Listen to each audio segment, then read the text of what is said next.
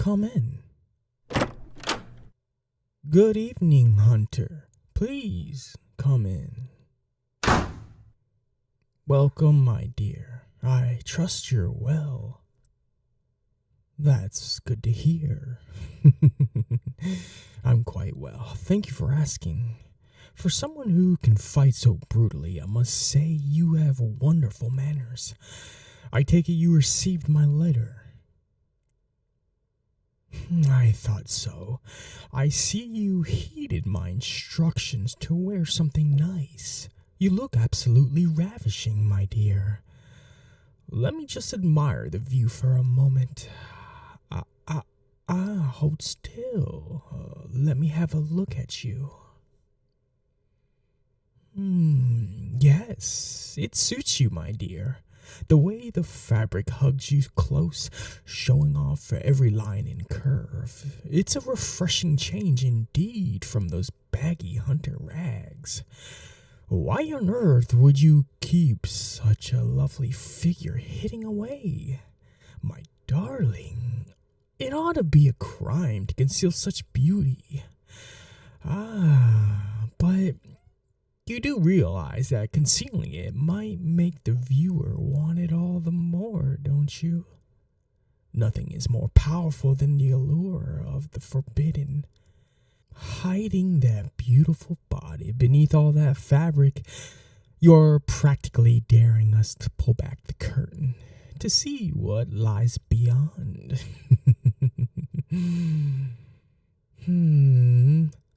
Those terms I mentioned.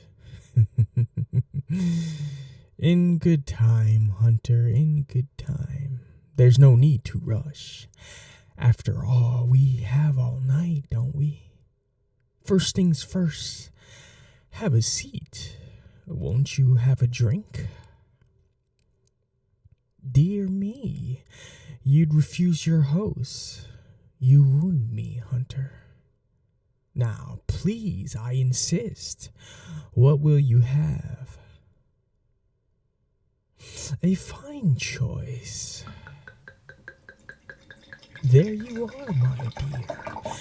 May I propose a toast? Oh, I think you know what's in my glass, darling. Would it make you feel better if we pretend it's just red wine? It certainly has the same pleasant burn going down. I saw that shudder. Do I repulse you, my dear? Do I make your insides curl with dread? Does the sight of me drinking send shivers dancing across that tender flesh as you imagine where the blood came from? You needed not worry. If anything goes according to plan tonight, this glass may be the last one I will ever have to take from an unwilling donor. Now, where were we? To you, my brave hunter, and to a fruitful meeting. May we both be fully satisfied in the end. I'm very glad you came, my dear. I admit, I was a bit surprised. You've never been one to capitulate easily. I was afraid for a moment that you'd let your stubbornness prevail.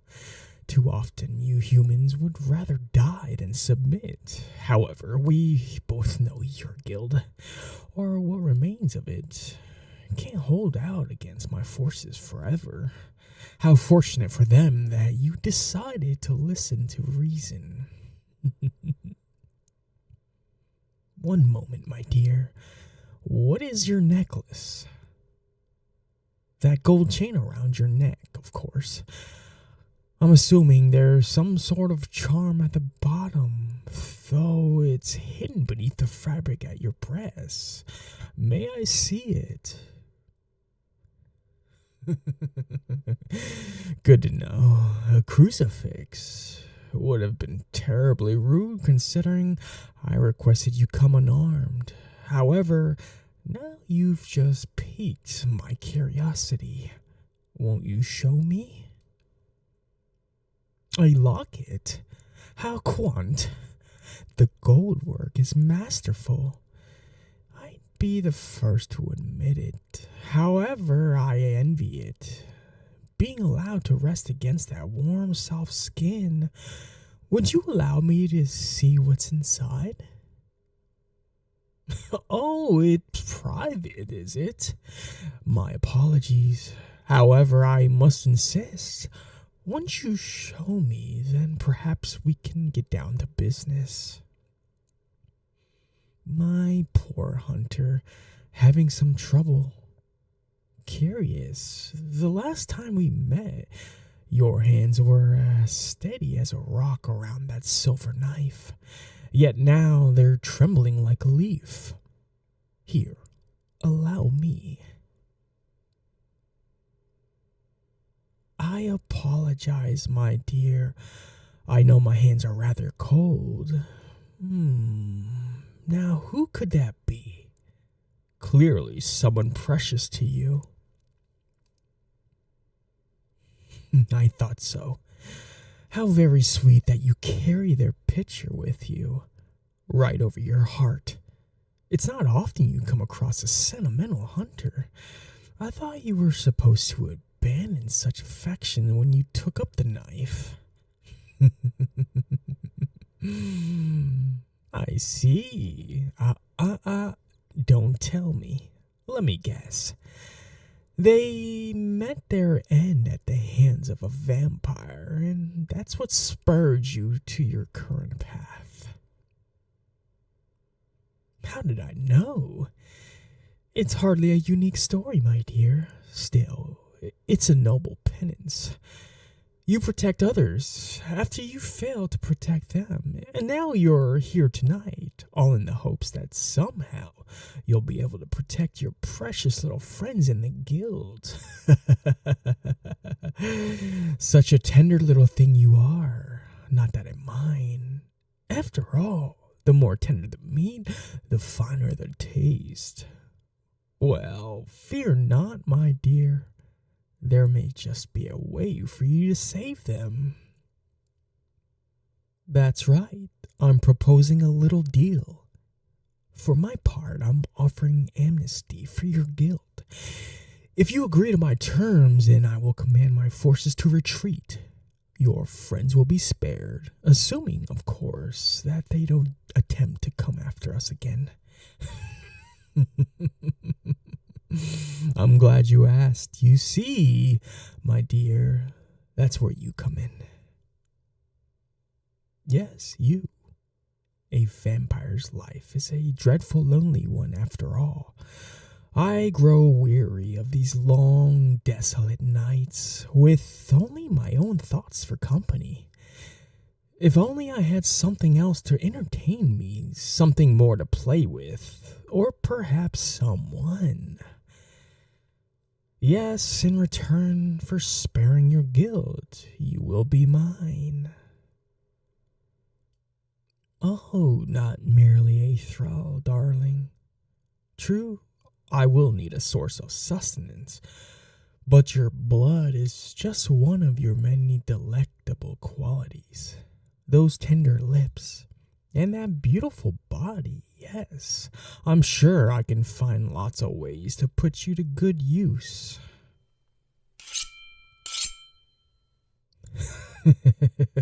Finally, the kitten shows its claws. I was wondering when the knife would come out. Are you going to kill me, darling? Go on, then. Give it a try. Perhaps this time will be different. Perhaps this time somehow your strike will finally hit home. How does your saying go again? The definition of insanity is trying the same thing over and over again and expecting different results. You're welcome to try, my dear. Should you fail, though, I wonder what the consequences would be. I can only imagine that they would be terrible, both for you and for your little friends. The choice is yours, darling. However, if you refuse, how much longer can you hold out against me? Do you think I'll show you any mercy either? No, on the contrary, you'll have to watch your precious friends die, one by one. You'll see the light leave their eyes, their faces stricken with fear as I drain them dry. Then I shall simply try you by force, and you'll have to live with the burden of your deaths on your conscience. But that's needed happened, my dear. Give yourself to me willingly, and I swear on my sire, neither I nor my forces shall ever touch them again. For as long as they live, submit to me, and you won't have to lose anyone else. Do you doubt me, darling? I'd expect nothing less. Still, if there's even a chance that I'm telling the truth, surely that's better than the certain death that awaits them otherwise, wouldn't you say? Besides, do you think I wouldn't take care of a prize like yourself? A hunter as accomplished as you, with beauty like the face of the moon? Far from it. I'll be sure to keep you in a good condition so that you may shine like the jewel that you are. Now, to say that I won't have a great deal of fun with you, but I like to make sure my toys last, particularly one as lovely as you are. Look at you, wide-eyed, trembling, helpless, like a fawn before a wolf. You have my terms, darling. What do you say? Choose quickly. Despite living hundreds of years, I am not a patient man. Either way you shall live, but only one choice will allow them to do the same. Well, my dear? Excellent. That's what I hoped you'd say. Very well. All that remains is to seal the bargain. You'll see it in just a moment, but first, put down that little toy of yours. I can't have my pet playing with sharp objects. We'd hate to spill your blood too soon, wouldn't we? Good. Come here. Something you'll soon learn about me, darling. I don't ask twice. Come here now. Much better. Now kneel. That's right, my brave little hunter, on your knees. Very good. Don't worry, you'll become familiar with this position in no time. That fear racing through your veins.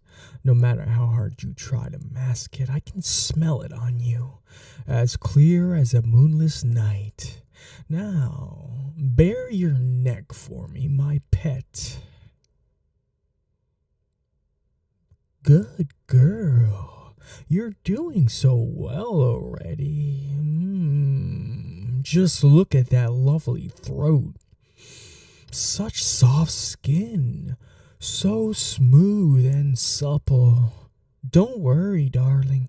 I promise I'll be gentle. At least this first time.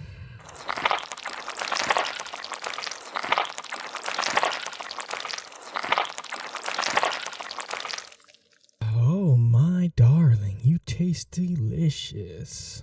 Just as sweet as I hoped.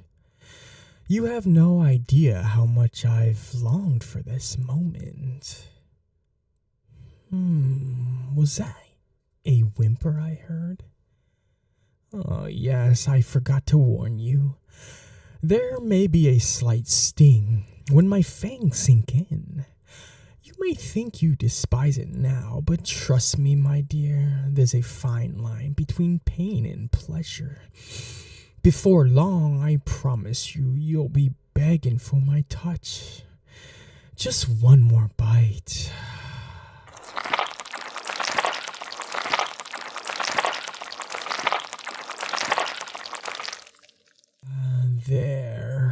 such a good girl for me.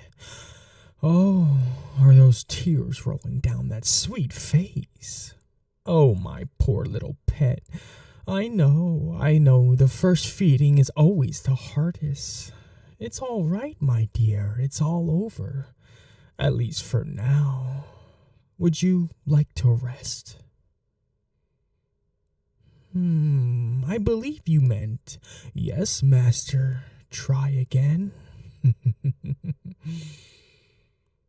Much better. Oh, my dear, how could I refuse those pleading eyes?